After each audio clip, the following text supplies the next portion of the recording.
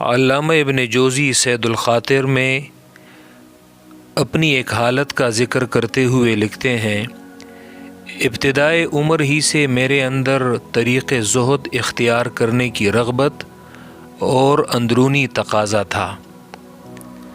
روزے اور نفل کا اہتمام و التزام تھا اور تنہائی مرغوب تھی، تو اس وقت میرے دل کی بڑی اچھی حالت تھی۔ میری چشم بصیرت روشن اور سریع الادراک تھی۔ عمر کا جو لمحہ بغیر طاعت کے گزر جاتا اس پر افسوس ہوتا، اور ایک ایک گھڑی غنیمت معلوم ہوتی۔ زیادہ سے زیادہ عمل اور خدا کی رضا کا کام کرنے کا جذبہ پیدا ہوتا۔ مجھے اللہ کے ساتھ ایک تعلق اور انس میں اور دعا میں لذت اور حلاوت مٹھاس محسوس ہوتی۔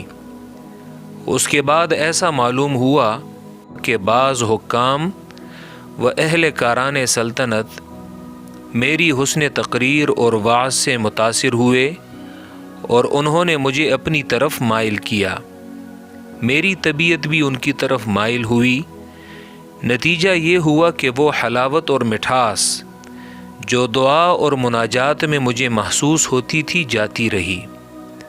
پھر دوسرے حاکموں نے بھی اپنی طرف مائل کیا۔ میں مشتبہ چیزوں کے ڈر سے ان کے اختلاط اور کھانے پینے کی اشیاء سے بچتا تھا، اور میری حالت پہلے پہل کچھ بری نہ تھی۔ پھر رفتہ رفتہ تاویل کا دروازہ کھل گیا۔ میں نے مباحات میں آزادی سے کام لیا، اور یوں وہ ساری کیفیت جاتی رہی۔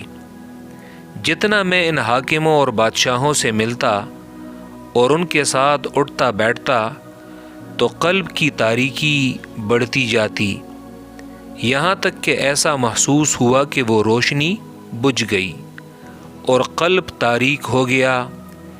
تو اس صورتحال سے میری طبیعت میں ایک بے چینی پیدا ہوئی، اور اس بے چینی کا اثر مجلس وعظ کے سامعین پر یہ پڑا کہ وہ بھی بے چین اور متاثر ہونے لگے، اور اس بے چینی کے اثر سے ان کو بکثرت توبہ اور اصلاح کی توفیق ہوتی، اور میں خالی ہاتھ کا خالی ہاتھ رہتا۔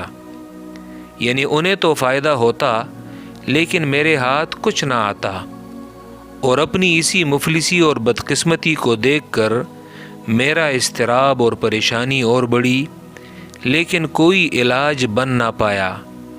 اور بالآخر میں نے اللہ سے اپنے دل کی اصلاح کی دعا کی۔